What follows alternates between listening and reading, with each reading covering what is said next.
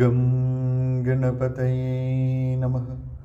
ഓം some Saraswati നമഃ. നമസ്കാരം പ്രിയപ്പെട്ടവരെ, ലളിതം സഹസ്രകത്തിലേക്ക് സ്നേഹപൂർവ്വം സ്വാഗതം.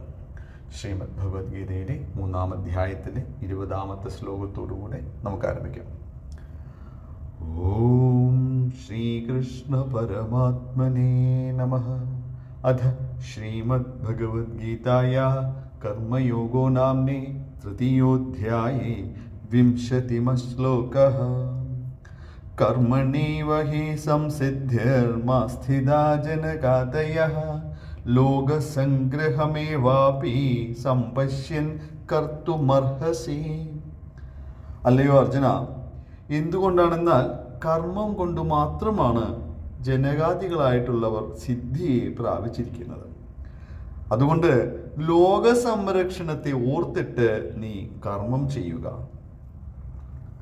നാമത്തിലേക്ക് പോകാം. നാമം 534. യാഗിന്യംബാ സ്വരൂപിണി. യാഗിനിയാകുന്ന അംബയുടെ സ്വരൂപം ധരിച്ചിട്ടുള്ളത് ഏതൊരു ദേവിയാണോ ആ ദേവിയെ യാഗിന്യംബാ സ്വരൂപിണി എന്ന് വിശേഷിപ്പിക്കാം. യാഗിനി എന്നുള്ളത് യക്ഷത്തിൽ നിന്നുള്ളതൊക്കെ യാഗിനിയാണ്. യക്ഷം എന്നത് എന്താണ്? ഊർജം എന്നാണ് അർത്ഥം.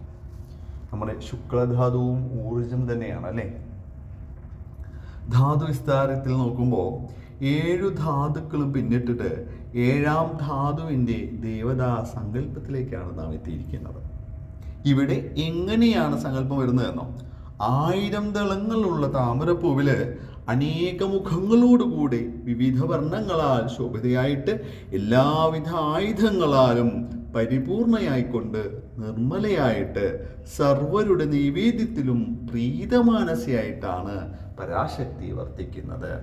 ആ പരാശക്തിയുടെ രൂപമാണ് യാഗിനി സ്വരൂപം. ചക്രവിസ്താരങ്ങളിൽ സഹസ്രപത്മത്തിൽ ഈ ദേവിയുടെ ഉപാസനയാണ് സ്വീകരിച്ചിരിക്കുന്നത്. രുദ്രഗന്ധിയെ ഭേദിച്ചുകൊണ്ട് ശക്തി സഹസ്രാരത്തിലേക്ക് പ്രവേശിക്കുന്നു. അപ്പോൾ ആ ശക്തിയെ സന്തുലിതമാക്കുന്നത് യാഗിനി ദേവിയുടെ പ്രഭാവമാണ്. മൂർധാവിൽ അങ്ങനെ ഒരു ചക്രത്തെയും അവിടെ ഇതുപോലൊരു ദേവതയെയും സങ്കല്പിച്ചുകൊണ്ട് ശ്രദ്ധാപൂർവം ധ്യാനിക്കുമ്പോൾ നമ്മിലെ ശക്തിവിശേഷങ്ങളെ അതേ അളവിൽ മനസ്സിലാക്കുവാൻ സാധിക്കുമെന്ന് പറഞ്ഞു തരുന്നു നമ്മുടെ സംസ്കൃതി. ഉത്സാഹം, ഉന്മേഷം, ആനന്ദം, ശാന്തി, സമാധാനം എന്ന് തുടങ്ങി സത്തായിട്ടുള്ളത് എന്തും ഈ ധ്യാനത്തിൻ്റെ വരമാണ്. നമുക്കിതിനെ അക്ഷരമാലയുമായിട്ട് ബന്ധിപ്പിക്കാം.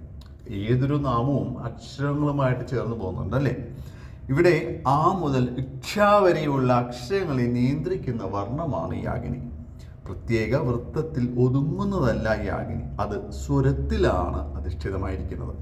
വാക്കുകളുടെ ബീജം യാഗിനിയാണ്. ആകാരം കൊടുക്കുന്ന എന്താണ്? ബീജമാണ് അല്ലേ?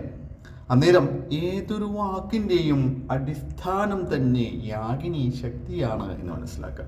ഏതൊന്നിലും അത് സ്വരമായിട്ടാണ് നിലകൊള്ളുന്നത്, ഏതൊന്നിലെയും ശ്രുതിയും യാഗിനിയാണ്. അതുകൊണ്ടാണ് അതിന് തലയിൽ, അതായത് സഹസ്രാരപത്മത്തിൽ വാസം കൽപ്പിച്ചിരിക്കുന്നത്.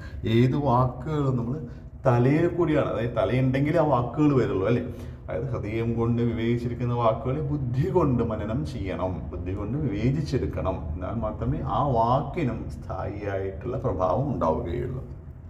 ഇനി ഇതിൻ്റെ കഥ നോക്കുമ്പോൾ മഹാദേവിയുമായിട്ട് തീർത്ഥാടനം നടത്തുകയാണ് നമ്മുടെ വാഗ്ദേവതയായ അരുണാദേവി. എങ്ങനെയാണ് അവർ പോകുന്നതെന്നോ, പ്രകൃതിയെ അറിഞ്ഞുകൊണ്ട്, പ്രകൃതിയിലെ ജീവജാലങ്ങളെ അറിഞ്ഞുകൊണ്ട്, മനുഷ്യ മനസ്സുകളെ അറിഞ്ഞുകൊണ്ട്. ആ പ്രയാണത്തിനിടെ ദേവിയുടെ വിവിധ രൂപങ്ങൾ ദർശിക്കുകയാണ് വാഗ്ദേവത. അങ്ങനെ ഭീമശൈലത്തിൽ എത്തിയപ്പോഴാണ് ശൈലത്തിൻ്റെ അതിദേവതയുടെ സ്വരൂപത്തിൽ ശക്തി അരുണാദേവിക്ക് ദർശനം നൽകുന്നത്. ഭീമം എന്നാൽ എന്താണ് അർത്ഥം? ഭയാനകമായിട്ടുള്ളത് എന്ന്. അത്യധികം നിഗൂഢതകൾ അടങ്ങിയിട്ടുള്ള സൂര്യനെ പോലും മറയ്ക്കുവാൻ കെൽപ്പുള്ള പർവ്വതത്തിൻ്റെ ഭീമമായ ആകാരത്തിന് ഹേതുവായിരിക്കുന്നത് ഈ ദേവിയാണ്. എന്തുകൊണ്ടാണ്? അത്യധികം നിർമ്മലയായതുകൊണ്ട്. അതാണ് അരുണാദേവിയെ അതിശയിച്ചത്. അല്ലെങ്കിലും ആകാരത്തിലല്ല കാര്യം, ആധാരത്തിലാണ് അല്ലേ? നമ്മുടെ നാമങ്ങളിൽ ഇതിനെക്കുറിച്ചൊക്കെ ചർച്ച ചെയ്തിട്ടുണ്ടായിരുന്നു. കൂടാതെ അഷ്ടഭൈരവന്മാരിൽ പ്രസിദ്ധനായിട്ടുള്ള ഭീമൻ എന്ന ഭൈരവന്റെ പത്നിയുടെ നാമം കൂടെ യാഗിനി എന്നാണ്. ഈ ഭീമന് ഭീഷണൻ എന്ന പേരും ഉണ്ട് കേട്ടോ. ഈ അഗ്നിദേവി ഭീമാദേവിയുടെ അകമഴിഞ്ഞ ഭക്ത കൂടെയാണ്. അപ്പോൾ ഈ അഗ്നിദേവിയും ഭീമസ്വരൂപിണിയാണ്. നമ്മൾ ഏതൊന്നിനെയാണോ പ്രാർത്ഥിക്കുന്നത്, അല്ലെങ്കിൽ ഏതൊന്നിനെയാണോ സർവാത്മന ആരാധിക്കുന്നത്, നമ്മളും താതാത്മ്യം കൈവരിക്കും. ഭക്തിയുടെ ഒരു ഭാവം അങ്ങനെയാണ്. പിന്നെ മറ്റു പല കാര്യങ്ങളും അരുണാദേവിയെ വിസ്മയിപ്പിച്ചുകൊണ്ടേയിരിക്കുന്നുണ്ട്.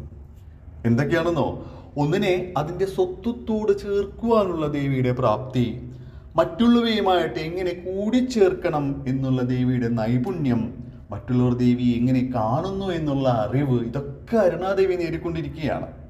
എല്ലാറ്റിലും അവരെ എല്ലാവരെയും അർഹിക്കുന്ന പരിഗണനയോടെ ബഹുമാനിക്കുന്ന ദേവിയാണ് അരുണയെ വിസ്മയിപ്പിച്ചുകൊണ്ടേയിരിക്കുന്നത്. ദേവി മഹാത്മ്യത്തെ പ്രസ്താവിച്ചിട്ടുള്ള ഭീമാദേവിയെ പറ്റിയുള്ള ശ്ലോകമുണ്ട്. പുനശ്ചാഹം യഥാ ഭീമം രൂപം കൃത്വാ ഹിമാചലേ രക്ഷാംസി ഭക്ഷിഷ്യാമി മുനീനാം ത്രാണകാരണാത് തദാ മാം മുനയഃ സർവേ സ്തോഷ്യന്ത്യാ നമ്രമൂർത്തയഃ ഭീമാദേവീതി വിഖ്യാതം തന്മേ നാമ ഭവിഷ്യതി. ഈ മുനിമാരെയൊക്കെ രക്ഷിക്കുന്നതിനായിട്ട് ഭീമമായ രൂപം ധരിച്ചുകൊണ്ട് രാക്ഷസന്മാരെ ഭക്ഷിക്കുന്ന ദേവിയാണ് ആ ശ്ലോകത്തിലൂടെ ദൃശ്യമാവുന്നത്. അന്നേരം മുനിമാർ എല്ലാവരും കൂടി ദേവിയെ ഭക്തി പുരസ്സരം ഭീമ എന്ന നാമത്താൽ കീർത്തിക്കുകയാണ്. അങ്ങനെ ഭീമ എന്ന നാമം ദേവിക്ക് സിദ്ധിക്കുന്നു. ഭക്തന്മാർ എന്ത് നാമത്തിലാണ് ദേവിയെ വിളിക്കുന്നത്, ആ നാമം പിന്നെ ദേവി സ്വീകരിക്കും. നാം ഇവിടെ അവസാനിപ്പിക്കാം. നാമത്തിലെ ചിന്ത ഊർജം. ഏതൊന്നും ഊർജദായകമാണ്. ആ ഊർജത്തെ അതേ അളവിൽ മനസ്സിലാക്കുന്നിടത്തായിരിക്കണം ഈ അഗ്നി ദേവിയുടെ പ്രഭാവം നമ്മളും മനസ്സിലാക്കേണ്ടത്. നമസ്കാര ശബ്ദം.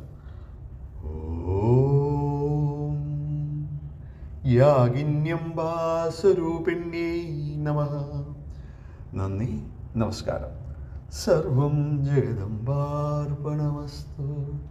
അന്യഥാ ശരണം നാസ്തി ത്വമേവ ശരണം മമ. തസ്മാത് കാരുണ്യഭാവേന രക്ഷ രക്ഷ മഹേശ്വരി.